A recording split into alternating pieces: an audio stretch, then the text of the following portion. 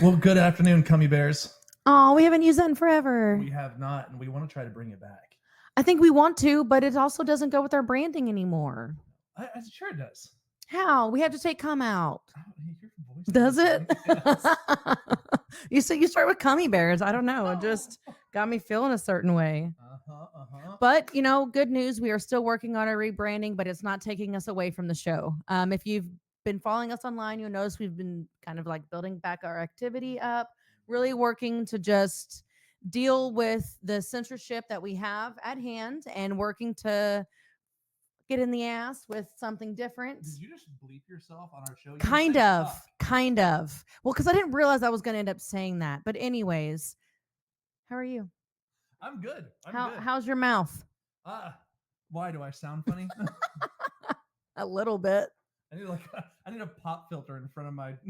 Oh yeah. Right now because. And why do you sound silly? I currently have my set of Invisalign in that I just started yesterday. Yeah. Welcome to the club. Mouth is feeling shitty. Toasty. So I'm sure I've talked about it. Get or give? Give. Oh, you keep saying that you're gonna bite your clit. Yes. I'm going to. He is not going to. These are rounded. They're not sharp at all. They're very soft. They're very soft. So I actually went through a round of braces about a year ago. And huge changes, but I had to give up on it for a minute. It was a lot. I was getting freaking sick of it. And so we had kind of had this like discussion that, you know what, I'm going to restart because you also wanted to go ahead and get yours worked on. Yeah.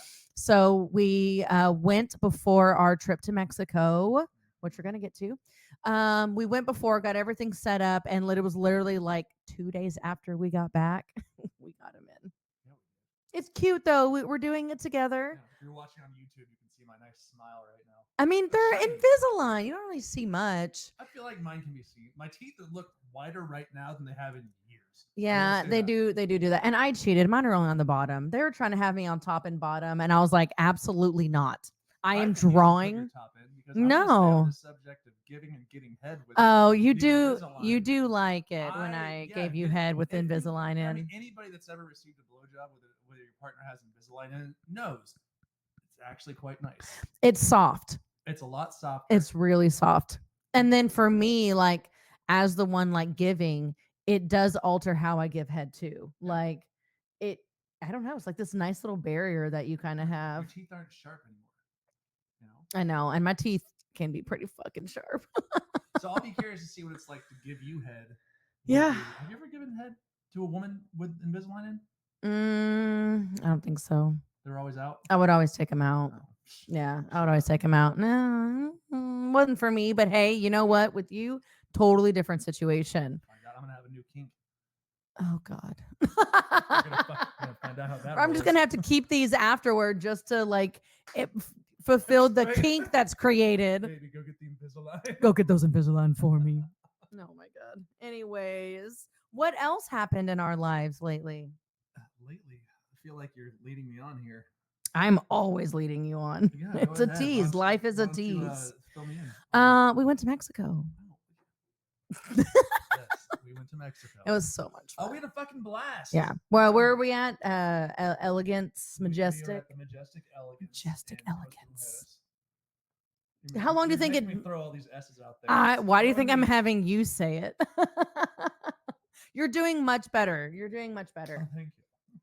Until you do that. I feel like if I just put on an accent, it'll maybe help out a little bit, but we'll go back and listen to this first episode with you having me, and then we'll listen like, months from now, and you're going to sound a lot better. You do get adjusted to it, I promise. But anyways, yeah, we went to Majestic Elegance in Cancun. We were there for what, 4 days? Yeah, 4 days. And dude, we didn't do shit. No, this is the first vacation we've been on in years that didn't revolve around some sort of business training, or marketing training, or seminars, or kids. This is the first one we've gone on in a while. I mean, technically, you just took all those out, right? This is only our second trip together then, honestly. Like, I don't know. Yes, it is. This is only our second time being together alone that did not have to do with business or children or family. Right. Fuck. So this was our second time, and the first time that we went, it really was for obviously our honeymoon. And it was an okay time. It was just I love that we continue to say it was our honeymoon. it was 5 years into our marriage, it was our honeymoon. that's why I kind of hesitated on saying it, because that is technically what we did it for, but it just happened to be 5 years later, and then it happened to be during like COVID. It was right at the it was like fall of 2020. Mm-hmm. And so even the trip, everything was mask on the plane, mask at the resort, like COVID tests. Nothing was hardly open. Yeah, the beach was closed because there was some fucking oh my God. algae. Of all the times for us to freaking go, it was the one time that you couldn't even go on the water. So we were really stuck to just the pool and we. A nice resort. It was a very, very nice resort. Like don't get me wrong. Land of all-inclusive resorts. Yes, it was absolutely amazing. But yeah, we just didn't get to like experience that much. But we did go on like an excursion, and I think that's why. I think that's why we decided this time that we didn't want to do any of that. This time was I'm gonna lay my ass on the beach and drink 30 margaritas and just do nothing. Like it was such a good time. Except for meet people and hang out. We met some people. We did. We met some really cool people. We met Shots, which fuck that guy. Fuck that guy. Constant. I think they have the podcast now, so maybe they'll listen to the episode. Yeah. And they'll know I'm talking. I was the one that was giving everybody shots over and over again. Look, I only lost 4 hours of one day and a phone on my charger. Plugged into the wall. Lost it. My favorite story for Dude, we had a great time though. We did stuff in our plunge pool that we fucked everywhere, including on the beach. Oh my God, we got to fuck on the beach. It was amazing. It was yeah, because when you go out there, like all of the like canopies and the different like beds and stuff, they remain. And I was like, okay, sold. But you walk out there and like there's no guards, there's no like, so it is kind of like enter at your own risk, but whatever, I don't give a shit. We were fine. And we went into like one at first and then like moved over to like this more like secluded one. And it took us like 5 seconds of being at that one and we were fucking. And I don't think that we even established that we were going on the beach to have sex. That was not. We were just going out there to the beach. And as soon as we saw the other one and we laid down, it was like instantly we going, this is secluded. Yeah. But still there's that air of anyone could walk by, which is clearly a turn on. Yeah, I did not mind that at all. And then it was like going on at the resort. There was a big, so we hear like music in the background, but we have like these waves going, and then the sky, I mean, it was just black. And so there's all these stars. I saw shooting. Ooh, that's not good. That's not good to say. I saw a shooting star. That one was difficult. You got it out this way. I did, which is rare for me. I never get to fucking see those. So it was just a really magical like night, but it was a great see those or fuck. And I don't know actually. What did I say?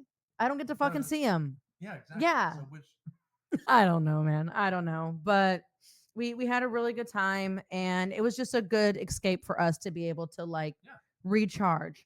And we were also like so oddly connected and on the same page. It was so weird. It was so weird. One of the most erotic trips we've ever had. Yeah. Just like because of how on the same page we were about everything.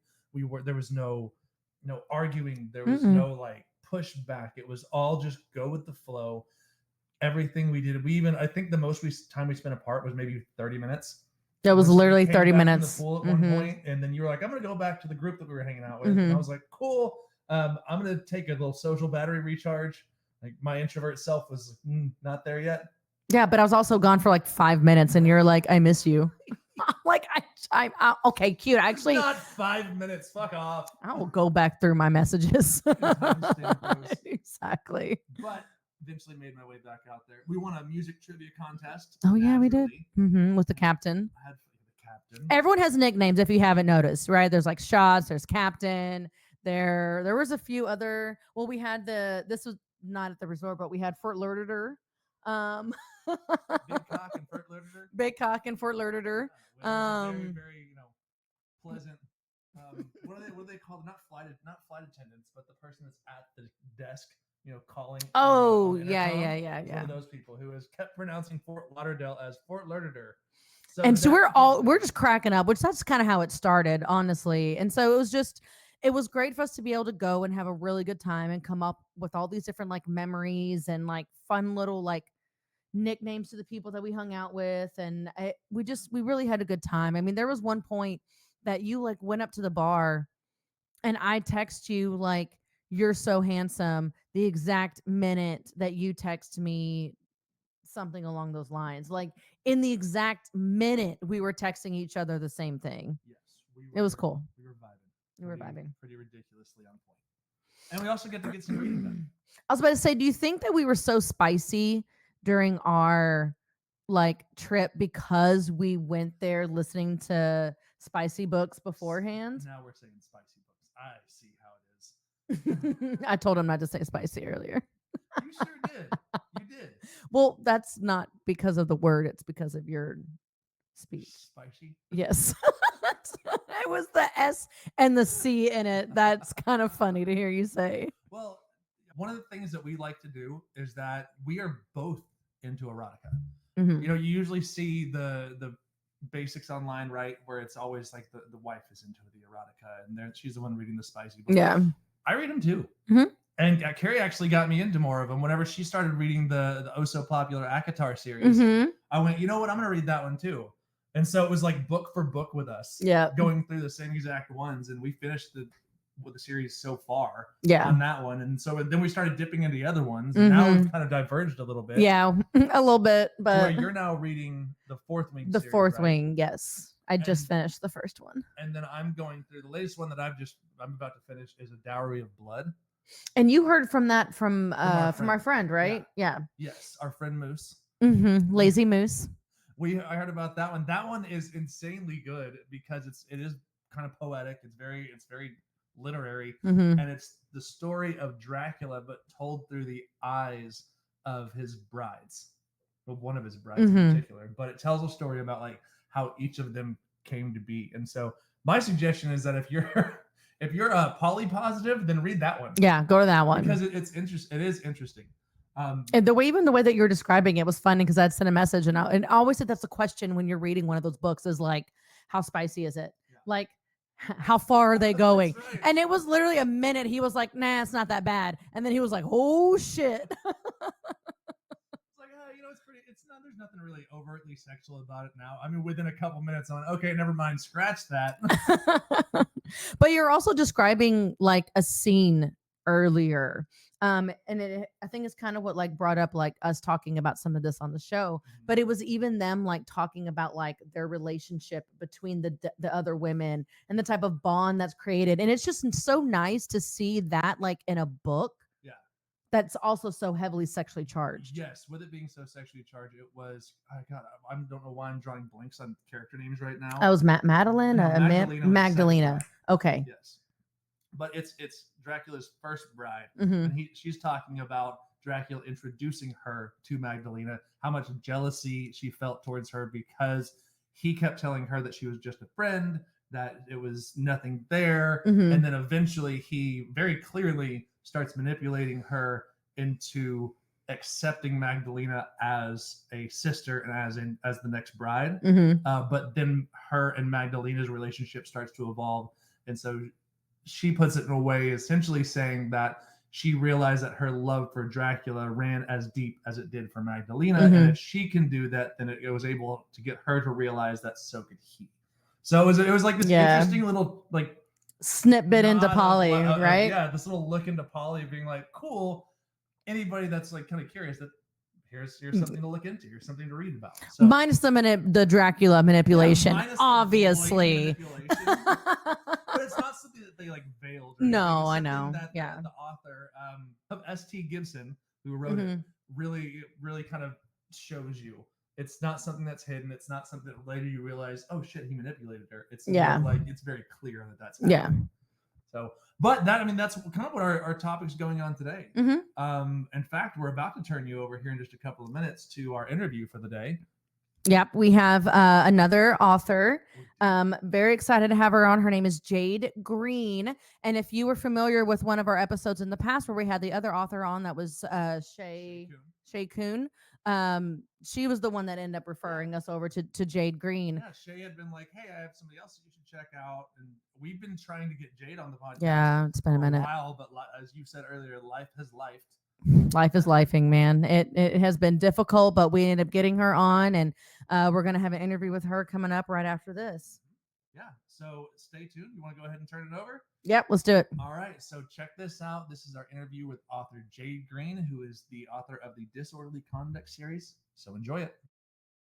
All right, well, thank you for joining us this afternoon with myself, Dr. Casey Sanders, and I'm Kari Sanders, and we have a pleasure today to bring us back into the realm of erotic fiction, mostly fiction, with our new friend and author Jade Greene.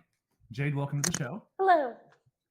Thank you so much for having me. Yeah, we're happy to have you here, and we're happy to hear more about what's going on. So we have two of your books here. If I'm correct, the first one, this is the Disorderly Conduct series, with the first one being the college edition, and the second one being the deployment edition. And then you have a forthcoming book, which is the mission edition. Is that right? Yeah. So that one is coming out really soon. It took me a bit to finalize, but it'll probably be out before the end of the year. It's that close to being done. So I'm so excited. Well, how perfect to be on the show then right now. Plug that away, baby.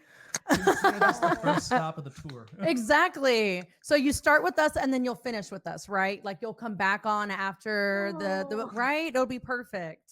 Well, yes, that sounds awesome. No, we're so excited to have you on, and we've been wanting to have you on for a while. But then shit has gotten life lifed, right? We worked hard to make today happen. That's what I told Kari. I'm like, this was a group effort to make sure we could do this. We did this. We went through trying to schedule, and then we went through a move, and then there was all sorts of just mishaps that delayed us, and then all sorts of stuff. So, but we are here today. Jade, we've got you on the show. We're super excited to do this interview because we've been able to be introduced to these books. But I want you to take a minute to introduce readers and listeners to your books. Oh, yeah. So first and foremost, before I'm anything, I like to say that I'm Jade Greene. I am a erotica author, specifically a humorous erotica author. I take pride in not only turning on people, but I want to make them laugh as well. And it just brings me so much joy to do both of those things. I got started 5 years ago or 6 years ago. I got started on my first manuscript, and I wasn't sure which genre I wanted to write. It actually started as a memoir, and then I pivoted and it turned into a humorous erotica. And I'm so glad I did that because I was really able to reach in and see where my creativity could take me, both in an arousing way and a comedic way. And I love that balance that I try to maintain in the book. In the second series, or in the second book of the series, so I have two books so far: Disorderly Conduct College Edition, as Casey said, and then Disorderly Conduct Deployment Edition out.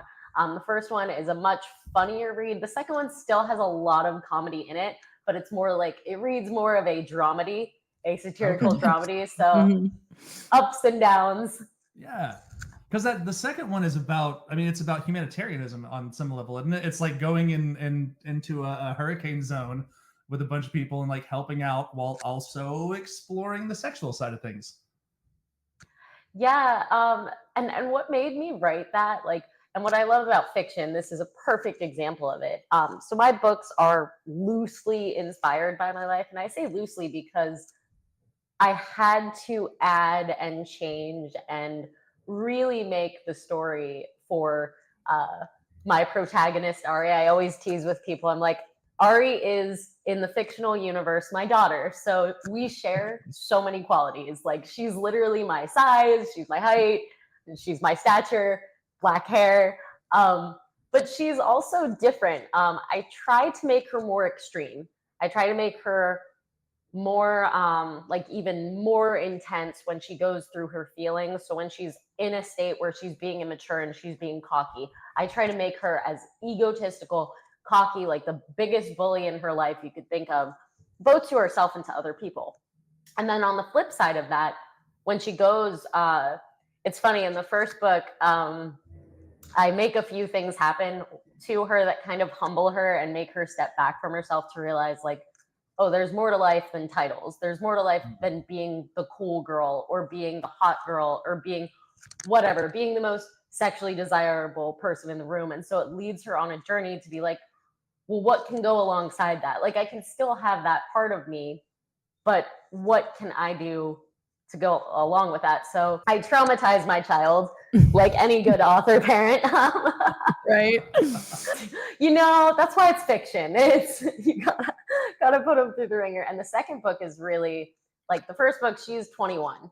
Her mindset is all about partying. She just wants to have fun. She wants to be cool. She wants to be deemed worthy, like a lot of us at that age. Yeah, whether or not, right? I mean, I don't know if you remember, I hated that age. Like, to me, I think everyone saw what I had, like, even me as a beauty queen, like, going through that. In real life, I hated being like 18 to 22. I just felt so peer pressured and so impressionable and very socially anxious to boot. Yeah, I say I will never go back to that age in my life. Like, that stage, I'm good. I don't pity anyone in it. I would never go back. The closer now I get to 40s, actually, the more excited I get, because like that phase is hard, and like it really shapes kind of your that next phase, right? It is really important to go through it, but whew, I'm done on that. And we're all prone to it, you know, whether it's like peer pressure for sex or drugs or just being at a party you don't want to be at, all that stuff. Any idea growing up how many parties I went to where I was like, I don't want to fucking be here? Are those the same ones that you threw, or? No, the ones oh, okay, different. He's like, I'd rather them come to me. Yeah, right. I can like play host and I can escape whenever I need to. True. Go to somebody else's place, and I felt like I just wanted to leave the entire time. So what would you say in that era's when you kind of decided that you wanted to write books, or where were you at in that? Like, when did you come to being like, I want to write these like satirical, like sexy time books? Sexy actually books. Weirdly, on deployment. I came back from my first one. Like, so my first deployment, this is where Ari, my protagonist, has a way better time than I do. I also give her some treats where in real life I had it way worse than how it is in the book.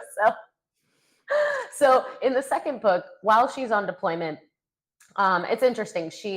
First book, she's more of like crazy swinger. Second book, she meets one guy who she's like a couple guys, but like in each phase where she's back at home, she has one boyfriend. Where she's on deployment, she meets one guy, and she's more sticking to like what normally happens to, again, mid 20-year-olds. You kind of gravitate to less people, but better quality people that more fit what you're looking for.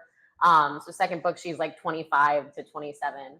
And it's interesting because it's like, I actually didn't hook up on the second deployment until the very end, until we were let go. And the reason why is because it wasn't even a morally righteous decision. It's in real life, when you're sleeping in tents outside without plumbing, you don't really want to have sex. And it's not because other people aren't sexy, it's because it's gross. I didn't want to fuck people, especially since we were all of us were just nasty. And there were actually, they found ticks, they found they found a ton of bugs too on base camp, which is natural. You know, we're staying outside in a hurricane zone, so there's nothing they could do to prevent stuff like that before it happened.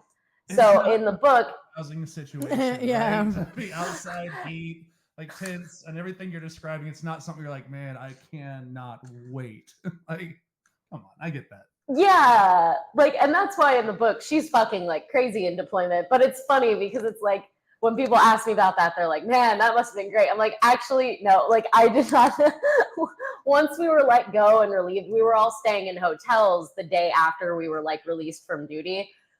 So in that setting, it's like, yeah, I did hook up with a handsome dude on deployment, but not during the period where I was like, did you at least get to like flirt a lot? Because that can be just as fun, you know. And then like building that anticipation, like, you wait until I shower. You just wait, you know? Yeah, like that definitely we had. So it was us Red Crossers. Like I was with Red Cross for years, volunteering, and I helped with Irma. And then the third book is based on Maria. I helped in Maria in Puerto Rico. Mhm. So they had like security guards guarding us who were like pretty much our age. They were like a lot of different like Marines and like former military dudes that were good looking and young. So it was very easy to just exchange numbers and yeah, end up hooking up in the end. I know. And in your second one, I think it's near the end of the book that you describe a foursome between a few of the people that were there, right? Yeah, so that was a different experience in real life. I can say it was a group activity, but it was a slightly different experience again for storytelling because it's like I like to write her own story in a way. Like at this point, I'm one of those authors that knows my ending and like Okay. I'm pretty much set on like what I'm never gonna tell anyone. So everybody has to read to the end of the book. But I know it. So for me, I'm trying to lead it there in a way that makes sense. And so yeah, in real life though, it was me and a bunch of security guards You at the hotel. you were so safe that night. Thank you. You were very protected. Very proud of you. I was so safe. I was so safe in that train. I love that. So needless to say, you had a good time. Like, so how much of this, I did. How much of this? It sounds to me like you pull a lot of your scenes from personal experience. Is that right? I do like a decent amount, but also from like, oh, I guess my Bluetooth is doing some weird thumb. So yeah, like some of the things, but also from like other people's stories. Like I've definitely taken inspiration from friends' stories to put in little moments in the book, like maybe a smaller scene that's like stupid and funny wouldn't have been my story directly, but would have been a friend's story that like was similar to it. And I like doing that because to me, don't get me wrong, memoirs are interesting, but like I'm very creative. So I actually, when I'm reading a book, I'm not a big nonfiction person. Like certain biographies I've read Claire Barton's biography, I've read Catherine Switzer's biography, like people's like that, I'll read, but I love fiction. I love like the drama, the comedy, the like ridiculous moments where you're like, that would never happen in real life. And that's the beauty of fiction writing, that you can like embellish and put things into your own stories and make it into like this crazy big fish story that like maybe some of it happened, but like most of it didn't. So it's like really interesting. Okay, so I have my next question then. And we kind of went on these cute little tangents, but I guess I'm wondering, like, did you always know that you wanted to be an author, or like where did you kind of start out and then when did you come to that like conclusion? I loved writing, like growing up. I really liked fictional, like short story writing and stuff like that. And then when I was like in my 20s, like early 20s, I started writing financial articles for like LinkedIn and like, you know, just the like Medium and stuff like that. Like not as an employee, of course, but like on LinkedIn, you know, people will post their own articles. And I love doing that kind of stuff, just like staying up to date with the news and also relaying my information. But that got really stale, and I think like my second deployment coming back from it, like I was really impacted just because I had never seen people in that state, like, and that many people. So while like I was so happy to serve, I would step up and serve again in a heartbeat. I actually just tried for Helene, but they didn't need me. Fortunately, that's a good thing though. But you know, it changed me so much, and I think like at that point it's funny because it wasn't like being a beauty queen that made me want to write a book. I think like any author that writes a book off of their life, like there's definitely a moment where like you're like, damn, like my life is crazy enough, I should write a book. And mine was that, like coming back from deployment, I'm like, Jesus, like people have no idea, like, and these aren't, I'm not volunteering abroad, I'm not volunteering in a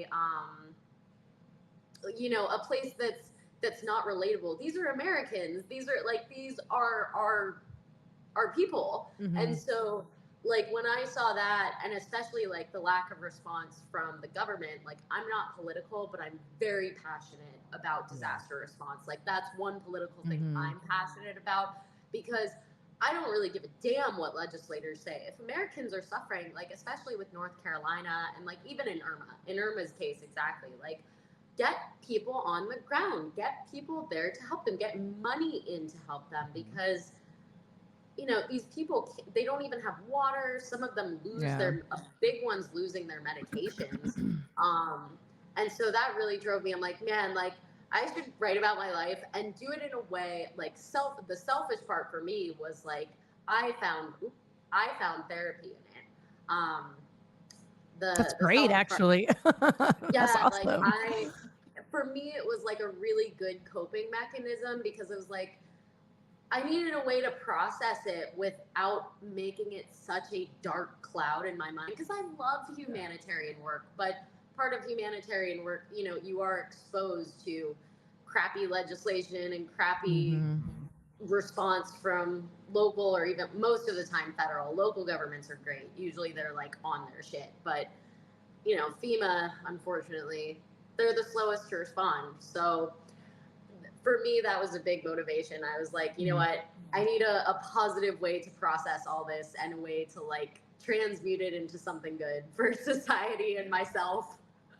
So then what inspired blending erotica in with these very like real stories of of like disaster? Where's the source of that we can kind of unite the eroticism with like these humanitarian efforts? Well, so in the first book, and in my own life, when I was in college, I don't know how my luck got me this, but like I had a literal group of swinger friends, partially poly. We didn't know what we were. We did not label ourselves. It was like a group of like 10 guys and girls that just fucked each other and like were friends and dated and like partied together. And I kind of, like, I'm here for it. A whole group of go on. Well, and back then, like, this was like 2009 to 2011. So like there wasn't as much information about polyamory. So we just were like, we're just a bunch of sluts that like are friends. Like that's what we just like label ourselves as. Hey, and we would love that for y'all. Maybe I should have gone to college. Jesus. Yeah, where was this college at? I know. Where was this? This was not at the community college. I swear it was not. Oh my gosh. I went to school in Baltimore at an all-women's college, and we were surrounded. There's like 30 colleges in Baltimore. So it's just like got it dominated by 18 to 22-year-olds. So on the bright side, at that age, I was constantly swinging, getting BBG threesomes. Like by the time I was 21, I already had my first like 4G or 5G with guys. I had 4 guys and myself. So you had the experience. Yeah.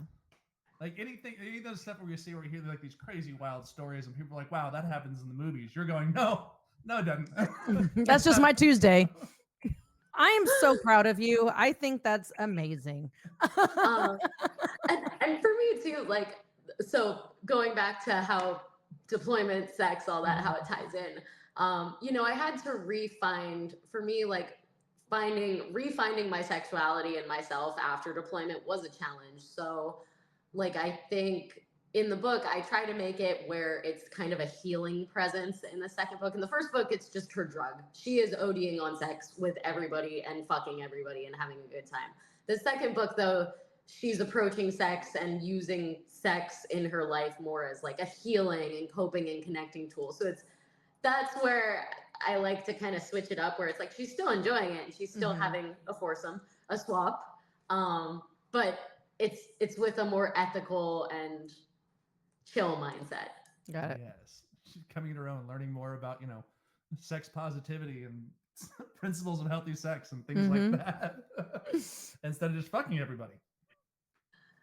Yeah, I mean, and don't get me wrong, like that's fun. Like at 20, when you have nothing better to do than just like be studying or fucking somebody, then yeah, like it makes sense. Look, we maintain a heavy message on our show of sex positivity, and we Yep. always have. Our biggest rules are as long as there's consent, comfort, and communication, go for it. Are you being safe about it? Cool. Go. Do you have fun? Yeah.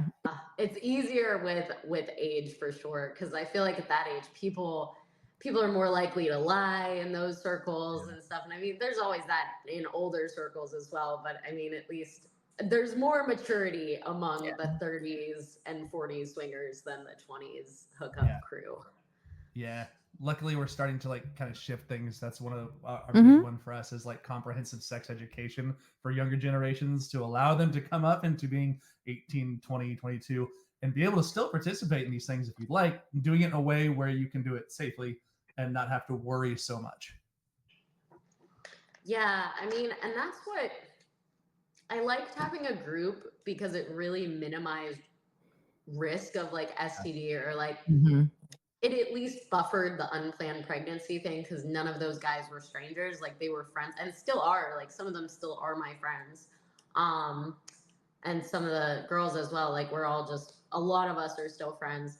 So it negated the risk a little bit, but it is harder. Like I am finding it hard, especially being so new to a city. It's hard to find a new group like that somewhere Mhm. else, just because some people are totally careless, and I've heard of people not testing at all, or like faking, even worse, faking results so that they can get into circles. Like, nah. The vetting process is super important, but it is. We've done episodes before about trying to find your social circle within a sex positive community and how difficult that can be. Like, and we get it. We have listeners all the time writing us in who are like, "Hey, I'm interested in like forming a polycule, or I'm interested in exploring this certain act of bondage, but I'm having trouble finding people that I feel comfortable with, or I don't even know where to begin outside of going to like a local dungeon or sex club." And so it's a difficult one to navigate for sure. But like once you get in, like you said, you had that core group of people, which I'm sure would make for a great reunion 20 years later. Right. I am not gonna lie, two of the guys live in LA, and every time I'm over there, I'm like, "Hey guys," but they're busy. They're both professors. I can't say the schools, but they're both professors over there. They're professors. Holy shit. That's amazing.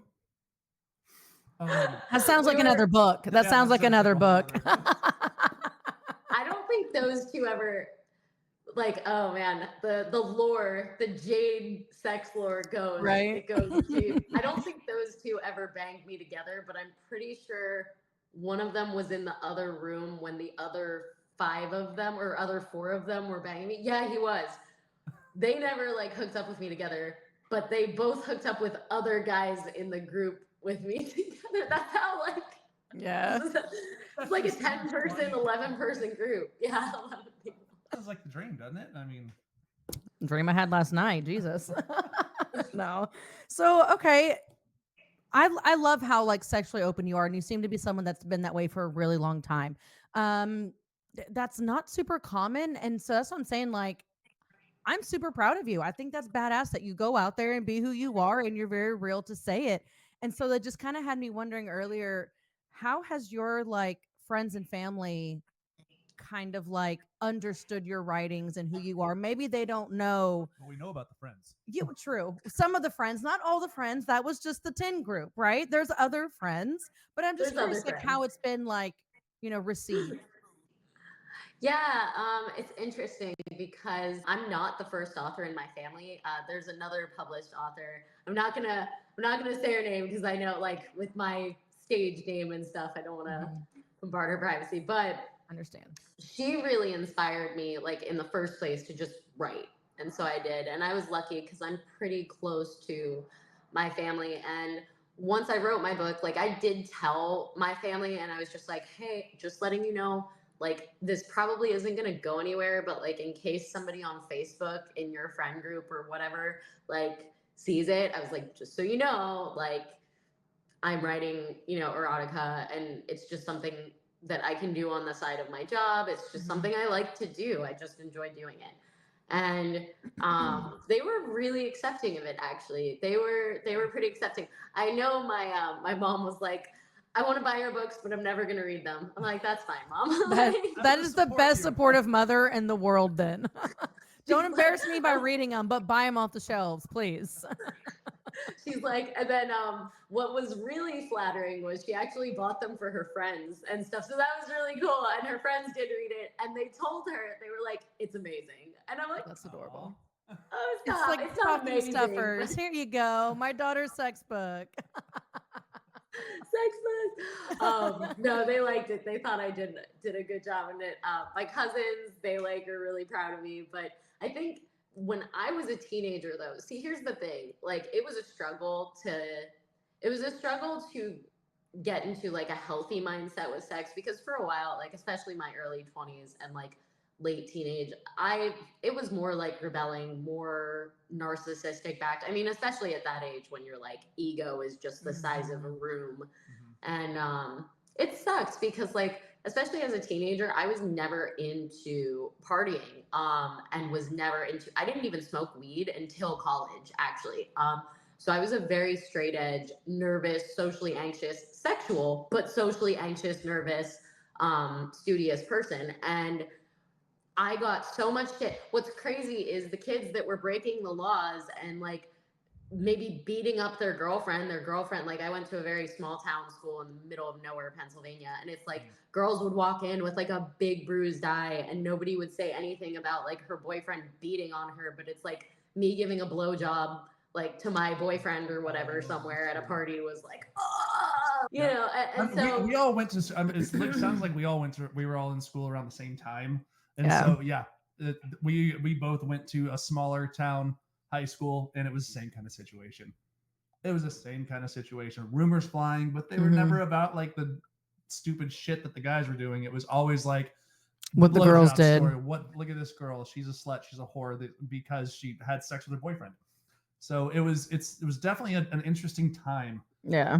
To unfortunately experience a lot of that. Yeah. It I don't miss it at all. And college was really the first time. That's why I think it was so especially transformative for me, because it's like not only was like, especially as a beauty queen, not only was I happy with my appearance and where I was at like I was so proud of myself. I mean, because I never thought I would have won. Like if you went back to 20-year-old me and were like, do you really think you'll win a state beauty pageant? I would have been like, fuck no, but like I'm gonna try. And like I was I was really hard on myself. And so I think that, coupled with the fact that I was not used to having a healthy sex environment, like that really helped me flourish as both like just a person, a friend, a girlfriend, and then like an author. Yeah. Totally. Yeah. So yeah. Thank you, college friends, for banging me into health. Whipping you into shape.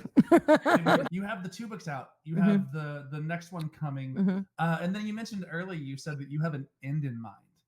Like, where's like, clearly without sharing any details with us, how far do you plan on taking this? I am going to write at least 2 more books after the 3rd. So I have a 4th book planned, and then I think a 5th book planned. But there's 2 topics. I know like people are curious if I was gonna write. So it's interesting because I started in like the adult industry as like a dancer before I was an author, and I never wrote about it. And I know people were like wondering, like, am I going to write about that? Or am I going to write about like my current endeavor of like adult acting? And it's like, I don't think I should.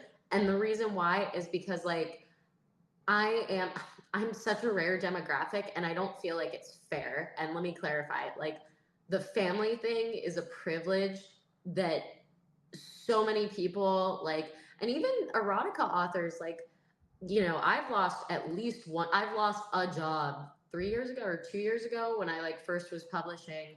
My boss found out I was writing erotica and I got fired. So, you know, it does happen where it's like people don't have support, and I don't want to write about it from my frame point, because I just think it's very inappropriate, and that it would not do a good job painting the life of someone normally, on average, of someone in that community. Okay. I can understand that. Honestly, I agree with that. And I am not lost on the fact that like there are some people, like I've met so many dancers or adult actresses where it's like they have nobody to like go to, like family. They don't even have a spouse or boyfriend or anything like on holidays, and it's like you know what? That's one rare thing I have, so I am not going to use it for bad or like use it to prop myself up whenever people have different situations. And you know, sometimes friend groups can be just as good as bio family, and Of course. Yeah, absolutely. Absolutely. And you know, we've talked to a number of people that have gone through various industries or various aspects of the adult industry, and we've heard it all. We've heard people that were completely shunned by their families. We've had people that were celebrated by their families. We've had people that like, I think that we had a previous guest on, and she had said, she was like, my dad's one of my biggest supporters. Yeah. Like, I'm over here, but you know, like that's like my mom. She's like, I'm not looking at your book, but yay. But I'm so supportive of it. But yeah, the rest of them are awesome. Yeah. We're super excited to see where you go from here. It sounds like you've got a really good like foundation here with your books and everything that you're working on outside of that. In fact, we like kind of are in many talks about continuing this discussion on a later date to look at your other endeavors. For now, we definitely wanted to really focus on this book series and like kind of where it came about. So thank you so much for the information today. Anybody that's wanting to read these books, get a hold of you, or like take a look at any of what you do, how would they get in contact with you? Yeah, so I have an X or Twitter. I like saying Twitter. Twitter, Yeah. I know. No, Jade Greene Books, Jade, Green with an extra E at the end, books, and then Author Jade Greene on Instagram. So both of those spots. Perfect. And if they wanted to purchase one of your books, how would they do that? Ooh, you can check them out on Amazon, and actually both the ebook, I think, of the first and second, and the Audible book of the first are free with a trial of Kindle or Audible. So if you don't have one and you want one, yeah, get a free trial. Kari, thank you for sharing the books on the screen. I love that. She's just like waving them. For our YouTube people, they can see it. Vanna Whiting, very finely. Very Awesome. Jade, thank you so much for coming on today. We look forward to talking to you in the future for yet another episode. Here we are. I'm Dr. Casey Sanders. And I'm Kari Sanders. We'll see you all next time.